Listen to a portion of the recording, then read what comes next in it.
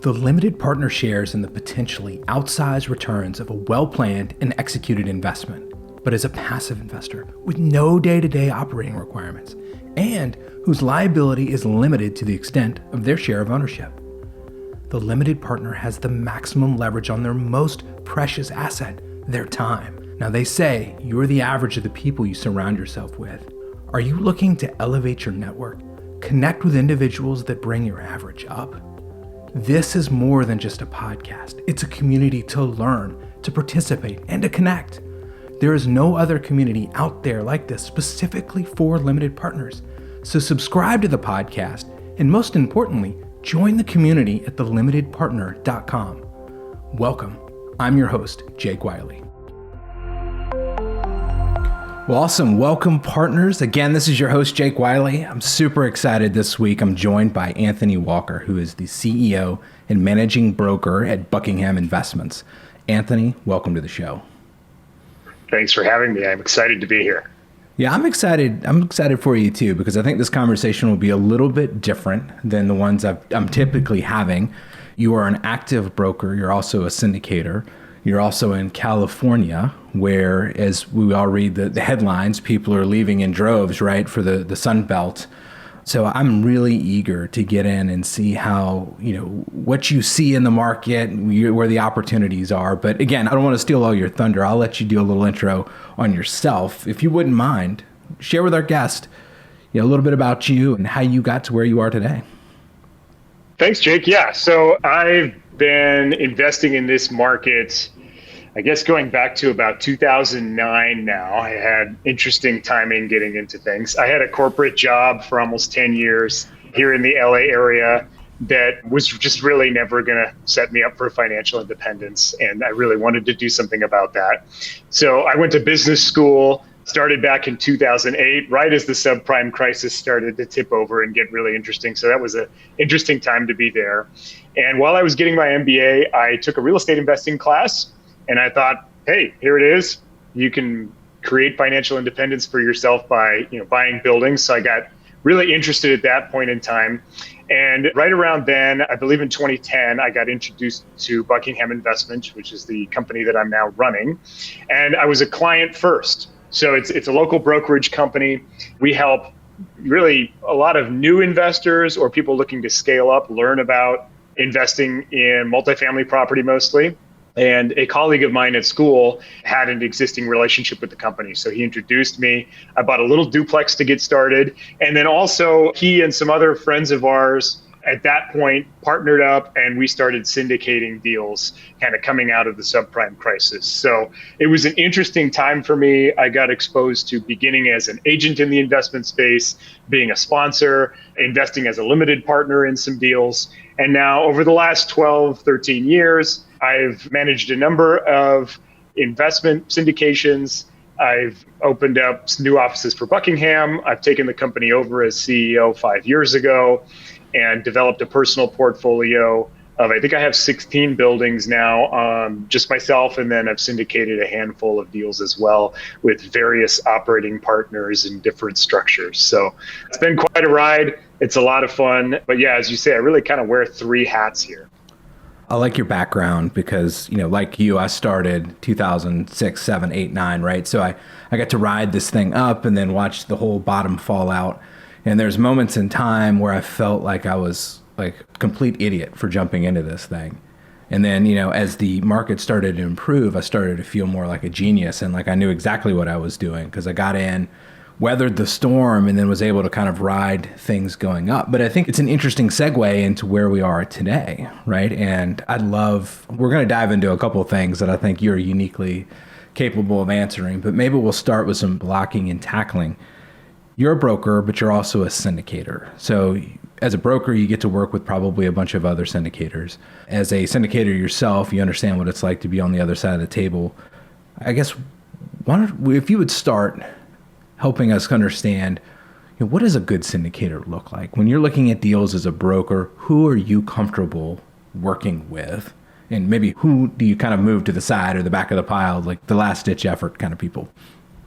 Yeah, absolutely. So for me, it's about the relationship and, a principal's ability to perform and really work together. So it's kind of a funny perspective that I have, I think, compared to some other people that are in the space as a broker, because it's really easy to think, well, the brokers are just these, aggressive salesperson types and, there to be abused to get your deal. And that's certainly the attitude I've seen from some people. Now, that's not a very effective attitude from my side of the table. So you'd be amazed how many people just call you up with no pre-existing relationship and say, hey, I'm a big deal. Send me all your off-market deals. And you can imagine, like, that's obviously the first thing I do, right? Is, oh yeah, here you go. Here's all the off-market deals I have of these sellers that trust me to get them the best price for their property. I've been waiting on you. Where have you been? Yeah, exactly. Right. Like, sure. Yeah. Let me just send those over. No. So, I really look for people that can articulate their strategy, what they're looking for, an investment thesis, and show me why what they're looking for matches what I'm doing in the market, and that they're going to be easy to work with. Not that they're going to roll over and do everything necessarily that, a seller wants to see, but that they understand what they're getting into, that they have the ability to be creative and pivot around problems in escrow. Our market has a lot of 100-year-old buildings, so these are things that we have to work around. If people are coming in and you can kind of tell and smell if a retrade is coming, those aren't the first people that I'm looking to work with either. But when the syndicators take the time to introduce themselves, meet me, talk about other deals that they've done, show a little bit about what their structure looks like, that helps me know that they're going to be able to close, right? If it's somebody that's entering our market for the first time and they don't have their debt straightened out and they want to write an offer that looks to me impossible to perform on, that's a very different conversation than somebody that I know has done their homework already. They know what they're getting into. They've got a good capital stack behind them already, as far as, an interest list at least going on, or other deals to look at. Very different relationship than that first category of person I was telling you about. And I guess, have you found that being a broker helped you be a better syndicator when you're having the conversations and putting things together? Because you get to see, I guess you get a lot of reps on where things fall apart, right? So if you're a syndicator, you're putting a deal together, like your rep is one at a time, whereas like you're sitting at the table looking at a bunch of these things. That's a great point, actually. The way I like to syndicate is I like to work with operating partners that do a lot of the heavy lifting on actually running the deals. But as a broker, I have a front row center seat to, as you said, lots of transactions.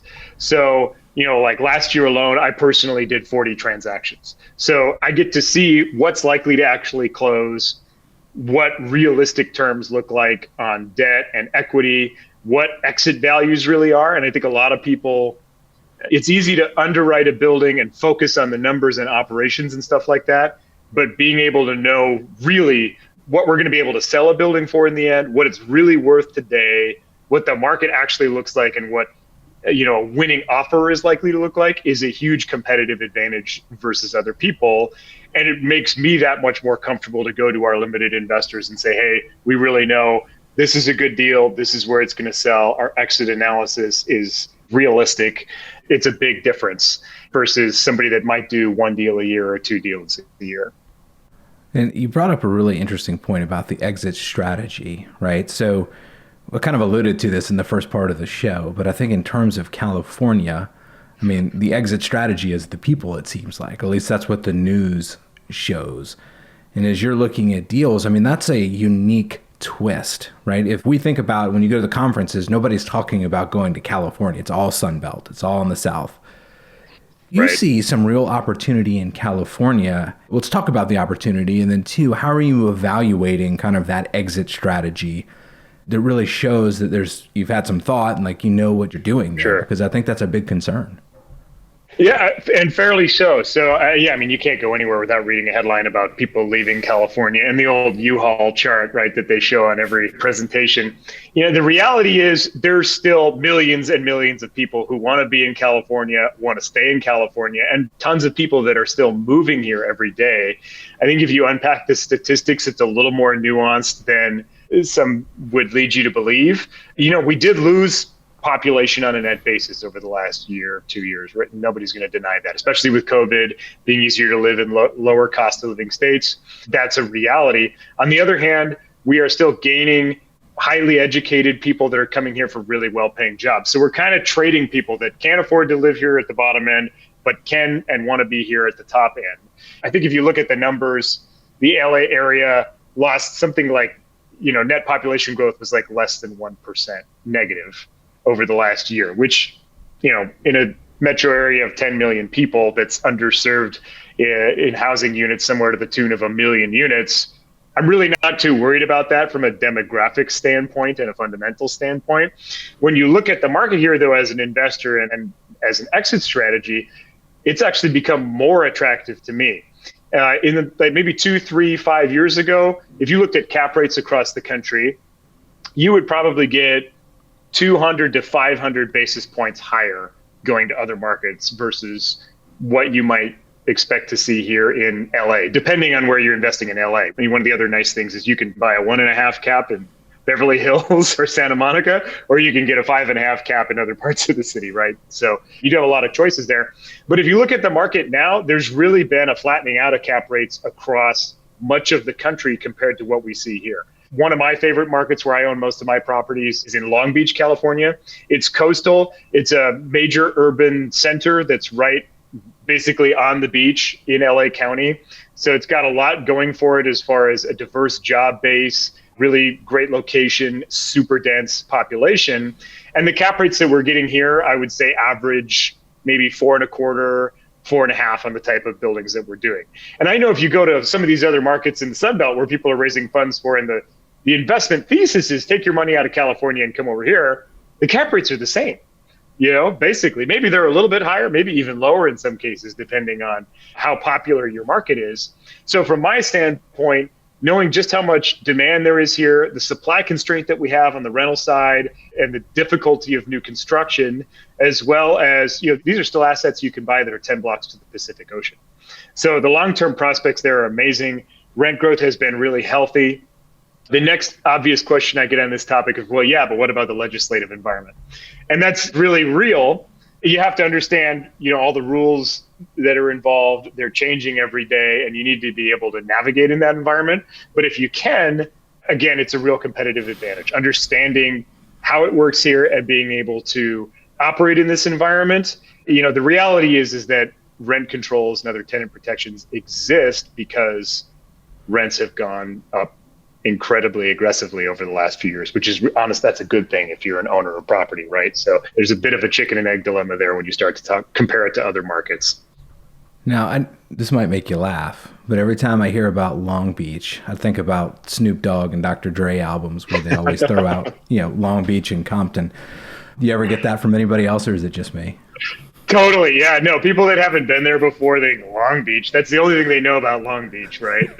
But the truth is, like the rest of LA, Long Beach is actually a huge city. There's super nice, expensive parts of Long Beach, close to the beach and in downtown. We have a really vibrant downtown area that's got a lot of new construction and redevelopment going on. It's got a really diverse job base. And then it has some, lower income areas that are definitely higher up in the risk profile.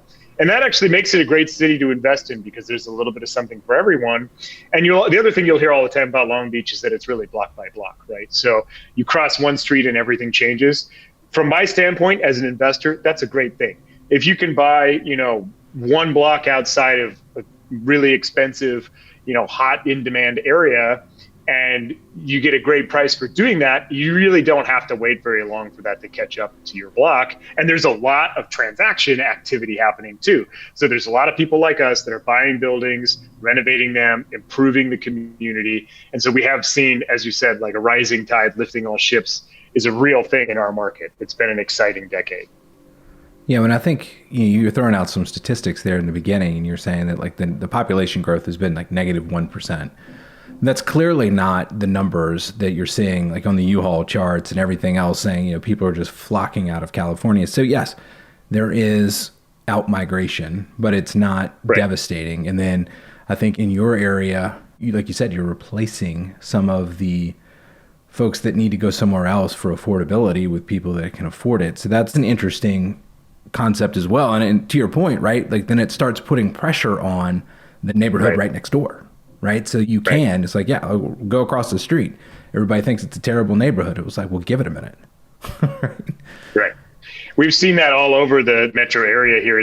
Going back to, not to harp on Long Beach so much, but Long Beach compared to, say, more central LA, an average one bedroom rent in Long Beach, this is probably a year old statistic, was probably going for $1,450, and in LA, $1,800, something like that, right? And these are markets that are, well, in the middle of the night or 20 minutes apart from each other. In the middle of the day, more like 45, but it's a doable commute for people, right? So for tenants that are looking at living in a unit in LA for $1,800, where you could go down to a more affordable area that's still really nice and has, tons of amenities and, beachfront lifestyle like Long Beach, and get a huge discount on your rent. We've definitely seen a lot of that happening, even within our little metro. So to your point, rents have just been rising in some of these areas that were much more affordable a year or two ago. We've been amazed at what we're getting for new leases. Well, I'm going to go back to a question I alluded to earlier too, is from an exit strategy, right? If we're thinking, 3, 5, 7 year holds, the market the way it is, how are you looking at exit strategies, especially in a market where most people are kind of shying away from? Right. So, in Southern California, it's definitely not most investments at least are not really a yield play, right? Cash flow is pretty low. Cap rates are comparatively low to what you might get in other areas, depending on where you're buying.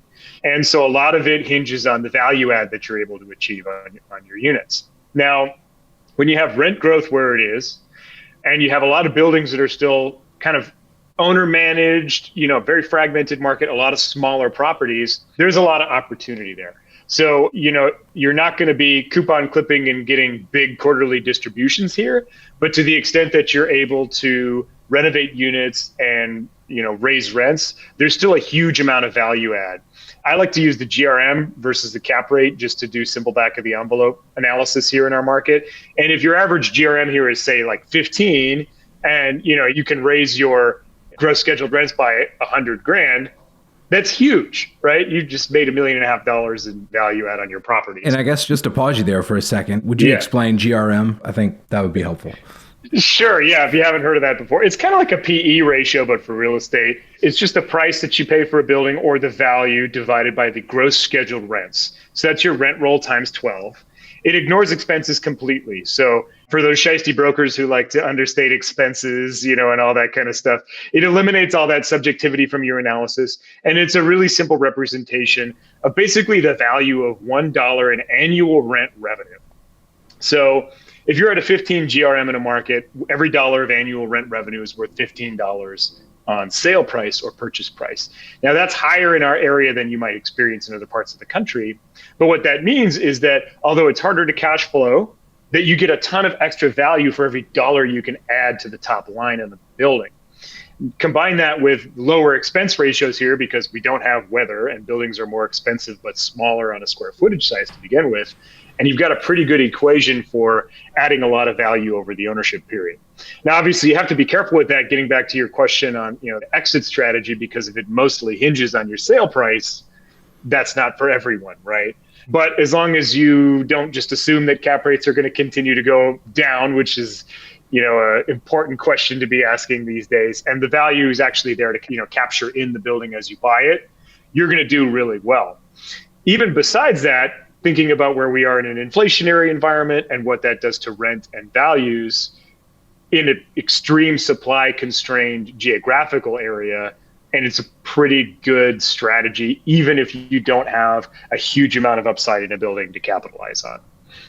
So you brought up a really great point that I just want to make sure that I emphasize, is that when you look at the GRM, so the gross rent multiplier, as a way to value the building, you've got the cap rate, which is your traditional way of valuing the building. Cap rate includes all of the expenses, right? So to your point, there might be brokers that are fudging, which ones are in and which ones are out, right? Because there are things that are excluded from the cap rate calculation or net operating income. So if you look at it both ways, right, you have a cap rate and then you have a GRM, you might be able to find some of those outliers where maybe somebody is doing something a little bit funky. So I think that was a really, really great point, and I just wanted to kind of call that out. But so thank you. Thank you. And so maybe my question for you then is, for all of us as limited partners, we've been told stay away from California, right? Like it's coming out. I guess what advice would you give to the community about potentially looking at California? I mean, you brought up a bunch of great points, but if you're going to make a sales pitch for Southern California, I guess that's your market. What is that? Right. I mean, I think it's kind of a combination of a lot of the things that I've mentioned so far. I mean, first of all, you have to go into it knowing what you're getting into, right? Like I said, it's not a yield investment. For the most part, you're probably not going to get great cash flow. On the other hand, despite, quite a bit of capital going elsewhere in the country and some out migration, the fundamentals here are ridiculously favorable for owning apartment buildings, right? If you think about it just on a really simple level, I'm in Torrance. This is where our headquarters are. That's in the South Bay, kind of near LAX, just south of like LA proper. And we have a $1 trillion gross metropolitan product here in the greater LA area. And from where I'm sitting, you need to drive anywhere between 50 and 75 miles out not to find city, with basically very little land in order to build more units. And if you can find land where you can build more units, good luck getting any plans or permits approved or finding the labor at a good price you need to build anything. So from a very simple supply and demand perspective, you have a huge amount of existing demand in place with that third most productive metropolitan economy in the world. Never mind some workers, moving out or not. That our economy is not going anywhere. And then you have this constrained supply where it's really difficult to add any new construction. We're not in the middle of the desert. We're not in the middle of the plains. We've got ocean on two sides, mountains to the north, and 100 miles of city to the east. So if you've got a long-term time horizon and you understand how that works, forget the legislative environment, forget all that stuff. That's a really good recipe to be investing in real estate in an inflationary environment right now where we don't know what's happening in the future, right? A low cap rate environment is generally less risky. Your preservation of capital is going to look better. And as you own these things, people love to say, don't bet against California. Because if you look at these charts, it just tends to keep defying logic no matter what the state government might do, and things tend to keep going up here. You don't have a lot of the same concerns that you need to be worried about in some of these secondary and tertiary markets where you're hinging on one major employer, or a huge new project of new supply is going to drastically affect your ability to get quality tenants and charge top of the market rents. And it's much easier to operate here, assuming you can be comfortable with all the rules and stuff like that. So it really is a great market to be involved in. Of course, from a diversification standpoint, great to have a little bit of money spread out, in case that this goes unusually well, which it has in the past.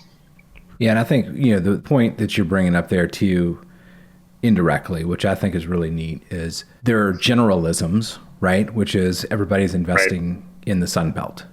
However, there are micro opportunities where there is an opportunity within a certain geographic region that's worth looking at, right? So you don't necessarily just need, if you're looking at investments, you're looking at operators, you don't just need to, automatically disqualify a location because it doesn't fit within the generalism. And I think that the case that you built for Southern California, there's scarcity, right? There really isn't a ton of population out migration. There is a housing shortage. California has just always been attractive to people. Yes, in a pandemic, when you're sitting at home, it's like, man, could I live in a home that's cheaper? Sure, somewhere else, right? Like if you're locked in a box, you're locked in a box. Like, why pay twice the rent for it? But at the end of the day, people are going to come back. I mean, they said the same thing about New York. And I think the New York market is higher than it's ever been, right? It just took a couple lumps on the head. So I just wanted to call out that fact, is that you made a great case for kind of a micro market. It's not really a micro market because you're talking about 100 miles of city in every direction. But, the generalism would say, get out of California. You made a great case for why you should. And I think that as a limited partner, you should talk to people that have a unique perspective, a micro market, an opportunity, and not just disqualify things because it doesn't fit with the generalizations that we're seeing out in the marketplace. Yeah, I mean, it's a great point, putting it that way, going back to the different micro markets that you have available, even within a 20-minute drive of where I'm sitting right now. If I go west, I go to Manhattan Beach and cap rates are in the ones, right? If I go east or south, I can go to Long Beach, I can go to the eastern suburbs and we're in the fours, maybe even the fives. And so, if you have an operator that knows what they're doing in that local market, You can make money in either of those places. If you have somebody that knows the local market well and the strategy aligns with what you're looking to do with your capital, you're going to do well. There is money, there's millions, billions of dollars being invested in all of these markets here. Whether or not whatever people are saying in the syndicated, real estate seminar and podcasting space is all about moving money to the Sunbelt, there's still billions of dollars getting invested in LA, and not all that money is stupid. In fact, most of it is not, right? So yeah, to me, as a limited investor, it's about knowing your operating partner, making sure that they understand what they're doing, that their strategy has a track record of success, and that aligns with your goals. You're going to be able to probably make money in any market, honestly. I think you made a really compelling case. And this has been a great conversation, like you said, or like we were saying early on. It's a little different than what we typically have, right? Because we did get into a market. But I thought that was really important to bring out because it tells a different story and there is opportunity. So Anthony, thank you for that. As we wrap up every show, I always like to kind of end with gratitude. None of us got to where we were without somebody taking a bet on us, maybe giving us an opportunity that maybe we didn't deserve. And I want to give you an opportunity to maybe call, one or two people out that gave you a leg up along the way. For sure. So I got to give a shout out to Marty Stone. He's one of the founders of our company, of Buckingham Investments. He's mostly retired now. And I met him right when I was starting my journey. He really taught me a lot about a lot of the fundamentals, how to invest here. Like I said, I was actually a client of our company first, bought my first little starter duplex, getting going. And so I'm grateful for him to that. He's written 3 books actually over the years. If you're interested, you could check those out. Probably the most popular one is called The Unofficial Guide to Real Estate Investing. And then a good friend of mine from business school who actually introduced me to the industry to begin with, his name's Ryan Mansour. He's also a syndicator. We've become really good friends over the years, but I'm grateful for him to inviting me into this community to begin with, showing me the ropes and taking a chance partnering with me on some of my first few deals. So thanks, Ryan, if you ever listen to this. I agree. Hopefully you do listen to this. But Anthony, thank you for sharing. And thank you for being on the show. I really enjoyed this conversation. Yeah, of course. Thanks for having me.